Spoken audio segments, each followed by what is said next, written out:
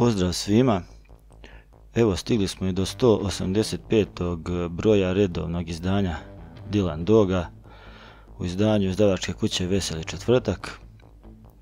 185. broj, a kao što znate već određeni broj pratimo i podserijal koji se vodi, da kažemo, do pada meteora, podserijal koji traje već nekoliko epizoda.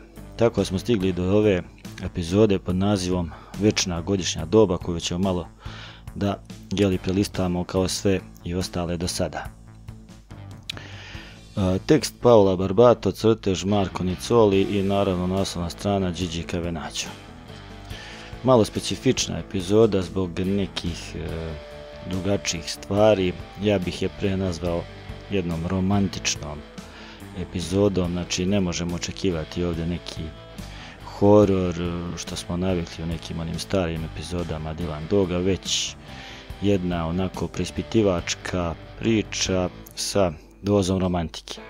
Ono što je zanimljivo, na početku vidimo Johna Ghosta, po znacima navoda Dylanovog neprijatelja, koji se u jednom parkiću sastaje ni sa kim drugim do sa našim Goručom, gdje možemo odmah da pretpostavimo da li on njegov zaista neki doušnik ili šta već, gdje imaju jedan interni tajnoviti razgovor i gdje se pominju određene burme koje njemu predaje. Sad, da li to Gručo radi iz rezona da pomogne svom prijatelju Dylanu u tom smislu ili zbog nečega drugog, to se može vidjeti od nekoj od verovatno narednih epizoda, pošto ovaj serijal postao već više kao jedan serijal koji se može pratiti u nastavcima. Ono što se vidi u ovoj epizodi jeste da se uglavnom bavi, kako bih rekao, meteorološkim pojavama. Nećemo mnogo detaljisati, ali suština je da zatičemo Dylana Doga na ulici i propratna priča koja prati svo događanje jeste, i što možemo odmah zaključiti, da se na čudan način zbog pojave i približavanja meteora, koga smo pominjali više puta, dolazi do česte promjene godišnjih doba. Na koji način? Nije smjena kao što smo mi navikli u toku godine, znamo kad ide proljeće, leto, jesen i zima, već je došlo do toga da se godišnja doba smjenjuju prilično ubrzano, tako da ona traju maltene nekoliko sati. I bukvalno svi stanovnici, pa i Dylan, te promjene vremena i u roku od ne znam nija koliko sati, što kažem veoma ubrzano, nazivaju proljeće, leto, jesen i zima. Šta je sad specifično? Zatičemo Dylana gdje nas odmah upoznaje sa forom kako ta godišnja doba utiču na raspoloženje ljudi. Kad je proljeće, ljudi su raspoloženi, normalno sve funkcioniše. Leto koje donese vrućinu izaziva u njima neke negativne reakcije, dolazi do nasilja, nervoze i tad planjavaju. Jesen opet donosi neku smirenu situaciju i neku letargiju, smirenost, dok je zima na neki način neko neutralno doba gdje je preporučeno i gdje je maltene zabranjeno da se izlazi tada napolju, jer je kao hladno, a ne samo zbog hladnoće, već zbog drugih stvari, a te druge stvari su da u zimskom dobu oni koji su recimo malo popustili sa mentalnim svojim karakteristikama, da ne kažem ludaci koji žive u tom gradu, na njih to godišnja doba utiče pozitivno i oni se unormalne i žive jednim normalnim životom. Ne žive bukvalno, nego kad izađu na ulicu, oni izlaze u tom periodu, imaju neke normalne porive, dok kod normalnih ljudi zimsko doba izaziva kontraefekat, kod njih izaziva halucinacije i ostale neke stvari koje se ne događaju u situacijama kada idu ova normalna godišnja doba, to jest kad se smenjuju u toku tog perioda koji sam pomenuo. Jer šta se sad tu događa? Dylan zatiče jednu osobu, ženu koju je neko ostavio ispred njegovih vrata, tako u lošem stanju. On pokušava da je spasi, ostavlja je kod sebe u stanu i onda izlazi napolje u toku zime da ispita tu situaciju koju je ostavio, šta je se dogodilo, jer je već dobio jednu poruku tipa razbijanja prozora sa kamenom od vana. On kad je izašao doživeo je čisto jednu halucinaciju i odjednom je se ponovo kasnije obreo u svom stanu. Počinje da ispituje ovaj slučaj, međutim u međuvremenu je neko, kao neki bolničari su odnijeli tu ženu iz stana, dok su njega po Gručovim rečima donijeli, to jest sa ulice ga vratili u stan bolničari. Dylan nastavlja da ispituje cijelu tu situaciju, izlazi pod gas maskom u grad u periodu te zime, ali ponovo ga zatiče jedna grupa, zvaćemo ih definitivno ludaci koji ga smeštaju, napadaju. On smeštaju ga jedno vreme u jedan šaht gdje ga Gručo i Blok pronalaze, pa ga ponovo vraćaju kući. Onda on imao podatak od te žene koju je spasio da je ona tragala za svojom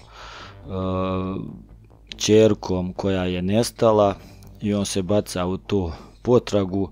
Ponovo sreće te na ulici osobe s kojima je imao ranije susret, jedan od tih likova ludaka koji ga ispakovao u šakt, pokušava da komunicira s njima i on dolazi do zaključka i upoznaje ovu devojku koju u suštini tražio. Ona se zove Annabeth i dolazi do zaključka, i ono što sam ja već pomenuo na početku epizode, da je osoba iz mentalne ustanove i da oni povremeno su pobjegli iz te mentalne ustanove i da beže i izlaze u periodu zime kad je normalna situacija, a međutim u drugim periodima kad se smenjuju druga godišnja doba oni jednostavno polude, prave probleme u gradu, napadaju ljude, prave masakre i slično. Tu dolazi do tog apsurda gdje se naravno Dylan Dog zainteresuje naravno za ovu devojku, da kažemo da se ponovo zaljubio i da tu postoje te varnice između njih, ali je apsurdan slučaj da oni nikako ne mogu biti zajedno, jer kao što sam rekao, ona kad je normalna i u normalnom stanju, Dylan dobija halucinacije i ne može sa njom da provodi vreme i da se, da kažemo, druži, i obratno. Kada on može, kada su proleće, leto ili neki druga godišnja doba u toku dana, onda je on normalno funkcioniše, ali tada ova ekipa ljudi postaje nemoguća za život i suživot. U celoj toj priči se pojavljuje ponovo i majka od ove devojke koja je također imala tih problema i koja je u raskoraku s njom što se tiče tih mentalnih bolesti, i u ovom delu vidimo da se to smenjuje. Odjednom se prebacuju ta godišnja doba, menjaju se raspoloženja, ta čak ekipa od ove devojke s kojima se ona druži, ta ekipa iz mentalne bolnice napada Dylana u jednom periodu, pa onda kad odjednom nastupi zima, ona ga spašava, prepoznaje ga kakav je, šta je, i to tako traje u ovom jednom periodu. Dylan pokušava njoj, u jednom trenutku ima to napada i policija interveniše i Dylan pokušava da njoj pojasni, da stane na njenu stranu, da se da joj pomogne da se izvuče iz cijele te situacije, obećava joj da dođe ona kod njega, da će on voditi računa o njoj, da će u tom periodu biti, kad se vrati u te neke problematične situacije, kada njene mentalne sposobnosti popuste, da će voditi računa o njoj, da će dobiti sobu, da će voditi računa da nema nekih oštrih predmeta, nekih drugih stvari ili da može nekoga da povredi, ali ona naravno odbija taj sistem jer ne želi da bude životinja u kavezu. Tako da dolazi do te apsurdne situacije da su njih dvoje u nekoj vrsti nesrećne, romantične, pokušaja nesrećne, romantične veze i da to jednostavno tako ne može da funkcioniše.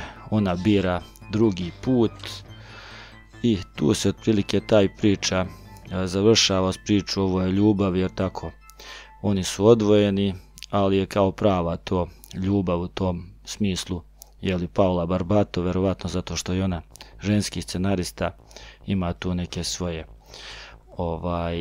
osobenosti koje ubacuju samo ovu priču. Priča se tako tu i završava na neki, da kažemo, tužan način, jer devojka je izabrala ovaj put. Dylan konstatuje da su se ova godišnja doba vremenski toliko ubrzala da su sada faktički postala jednogodišnje doba, gdje ljudi sada pokušavaju da preživljavaju na taj način da su se nekako malo smirile strasti i da nekako pokušavaju da prežive sve to zajedno u iščekivanju pada meteora. Priča se završava na taj način što susrećemo ponovo devojku i njenu majku koja pokušava baš u periodu zime da joj u ovim zadnjim scenama presudi u smislu i uz rečenicu ovo je ljubav i tu konstataciju. Tako da se ova priča i dalje nastavlja. Eto, ja sam malo prepričao priču kao i do sada. Nadam se da će vas zainteresovati, a nastavak je broj 186 i epizoda o vremenu i drugim iluzijama. To možemo čekati idućeg mjeseca. Eto, za neku ocjenu kao i do sada ne dajem neke posebne ocjene. Kažem, karakteristična epizoda baš zbog smjene ovih godišnjih doba, što je onako malo specifično. Sama priča tu i tamo, eto. Neka, da kažemo, prosječna epizoda Dylana, još pod ovim podserijalom. Tako da se nekima može svidjeti, nekima ne. Ali to je tu šta imamo trenutno u ponudi od Dylana, pa dok ne bude nekih drugih ili da kažemo više epizoda koje vuku neki stari fazon, moramo se snalaziti sa ovim trenutnim. Eto, toliko za ovaj put, pa do sljedećeg listanja stripa. Ostajte mi zdravo.